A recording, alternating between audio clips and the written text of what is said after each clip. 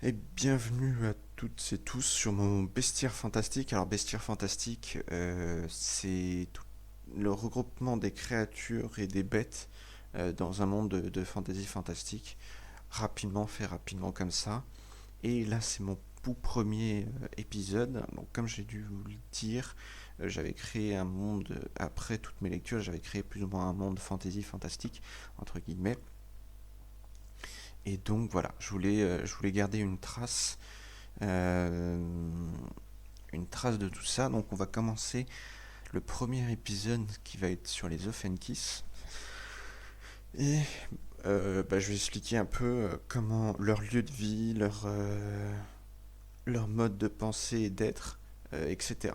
Donc les Offenkiss, donc ce sont des hommes renards qui sont qui vivent dans la forêt d'Enios. Alors forêt d'Enios, c'est une grande forêt qui se situe sur le continent. Donc il faut savoir que moi, mon continent est unique. C'est un énorme continent avec les différents royaumes.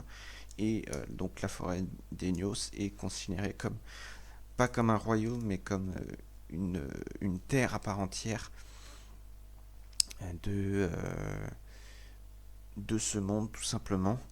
Il faut savoir que la guerre d'Enios, euh, les Offenkiss avec Enios, sont très importants. Alors, il participe à la guerre des Ronces, qui se situe en 1300 après la création, plus ou moins. Alors, à la création,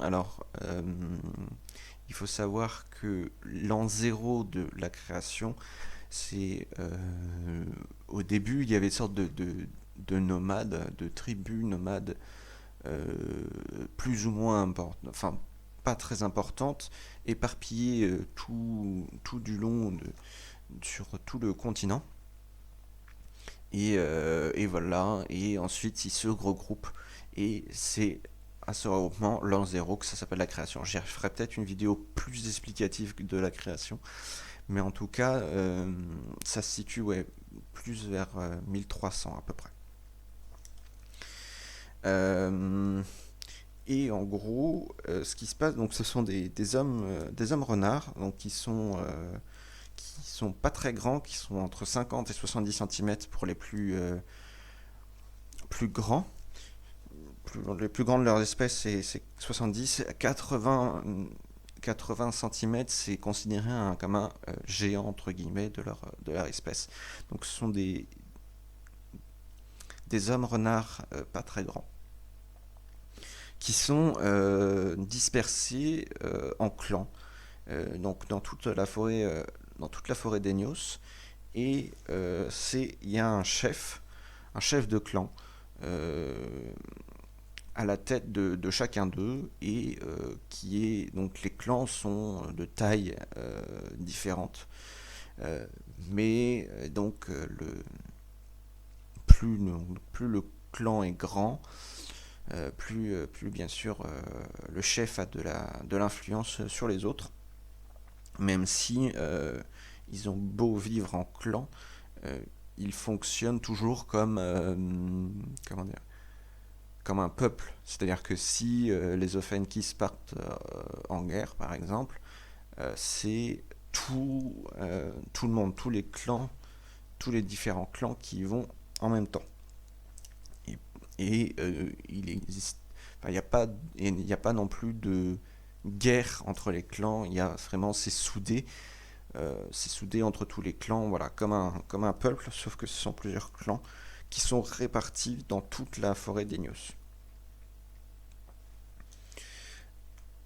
Ils sont pas très visibles, euh,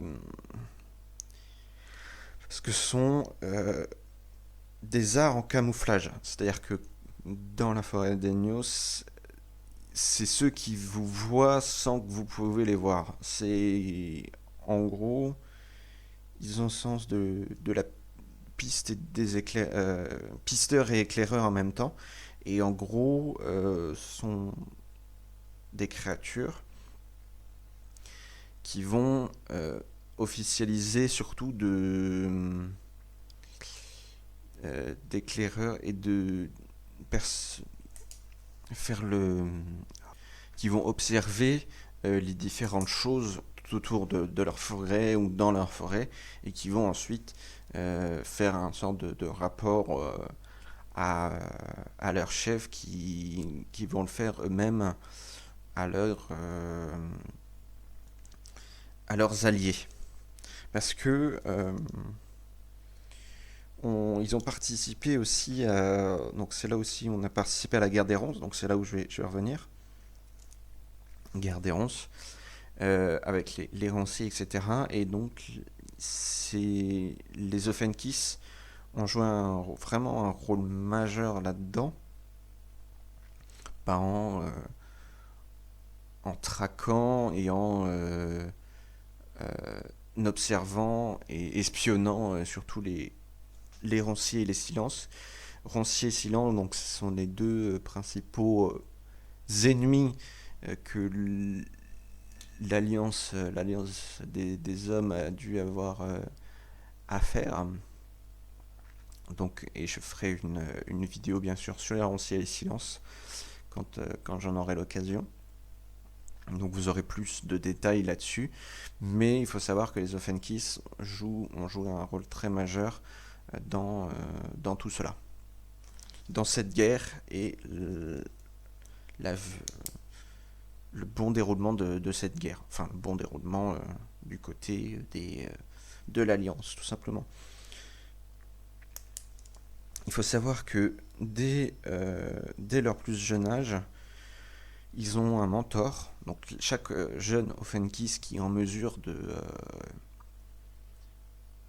de se déplacer, de combattre, donc quand ils commencent à être dans l'adolescence, ils ont un mentor qui va leur apprendre tout ce qu'il faut savoir sur la traque, donc soit des gibiers ou des potentiels ennemis, le maniement de l'arc, bien sûr, qui est leur arme de prédilection, et bien sûr le camouflage pour qu'ils restent cachés sans être vus.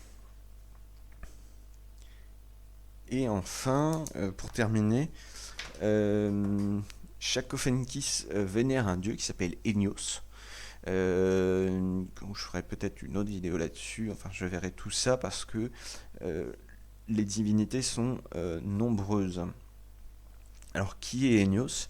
Enios en fait c'est le dieu renard, hein, donc, donc qui ressemble à un vrai renard classique que l'on voit, mais qui est entouré d'étoiles et de poussière d'étoiles, et voilà. Et donc c'est le dieu protecteur donc des Offenkiss, de chaque Offenkiss qui vivent dans la forêt d'Enios.